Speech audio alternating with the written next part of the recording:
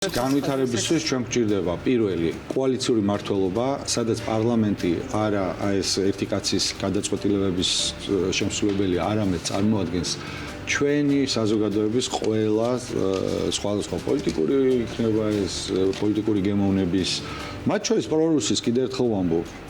პრორუსით საბედნიეროდ 5%-მდე არის სხვადასხვა კვლევები ღიად პრორუსულად განწყობილი მოსახლეობა, მაგრამ ის 5%-იც იქნება წარმოდგენილი თუ ბარიერს გადალახავენ და ასე შემდეგ, ანუ აუცილებლად კოალიციური მმართველობა, აუცილებლად თავისუფალი სასამართლო, აუცილებლად სუსის ან პოლიტიკური პოლიციის დაშლა, აუცილებლად რეგიონებში რეალური ადგილობრივი თვითმმართველობა, რომ რეგიონები გაცოცხლდეს და ის კატასტროფა არ ხდებოდეს, რაც ხდება.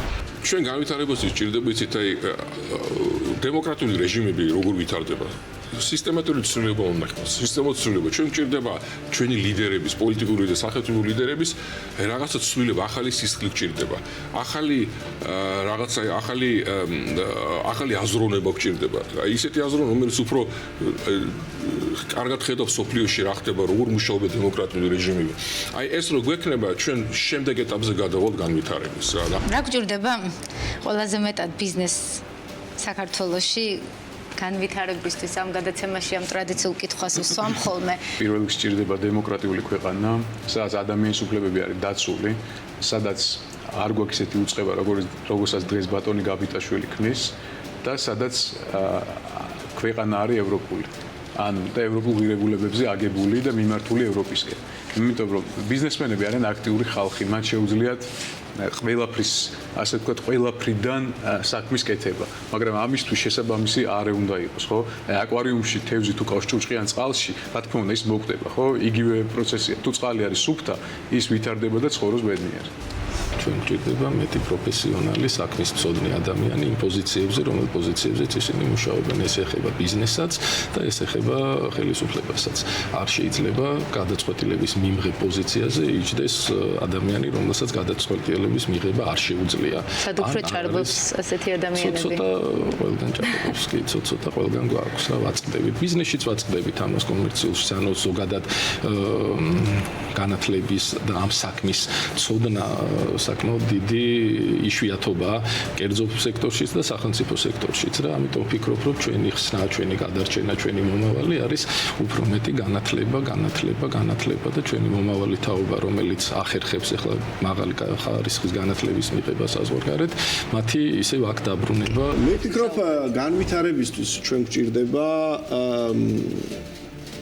ჩვენი ინსტიტუტების და ინსტიტუტების თანამშრომლობის მეტი გადემოკრატიზება და ამ პროცესში გვჭირდება აუცილებლად მეტი საჯარო პოლიტიკის ელემენტები იმისთვის რომ აი ის პროცესები რაც არის ორგანული უკვე ევროკავშირისთვის და ევროკავშირის ქვეყნებისთვის პოლიტიკურ პროცესებს გულისხმობ ჩვენს გავითავისოთ ხო დაუბრუნდები უბრალოდ იმ კითხვას აი რა პრობლემების წინაშე და რატო დავდექით ეროვნული ბანკის ასე ვთქვათ პრეზიდენტის გადარჩევის დროს პრობლემებს რადგანაც წარსულში როგორც ჩანს ხაღალზე რა და როგორ ეწერა ბევრს არავის არ აინტერესებდა რაღაცა საკითხები წყდებოდა სხვანაირად და შესაბამისად ფორმალური წესები არ იყო იმდენად პრინციპული და პრინციპული იყო უბრალოდ რაღაცა სხვადასხვა ინტერესთა ჯგუფების მიერ მიღებული გადაწყვეტილებები. ასოციაციის ჩვენს ქვეყანას მეტი კეთილ დღეობისთვის და მეტი განვითარებისთვის. სიყვარული. კიდევ მხოლოდ და მხოლოდ სიყვარულში არის ყველაფერი აბსოლუტურად და ქვეყანას პირველ რიგში მე ვისურვებდი რომ ასე ვთქვათ ბოლომდე მივიყვანოთ ეს დაწყებული საქმე ეს კანდიდატურის სტატუსი დღეს ქვეყანას ყველა მე მიმაჩნია რომ ყველაზე მეტად ჭირდება ასე ვთქვათ დასავლურ ცივილიზაციასთან თანამშრომლობა და ასე ვთქვათ იმ ევროკავშირში შესვლა რომელიც არის მithumetes ჩვენი თაობისთვის და არა მხოლოდ ჩვენი თაობისთვის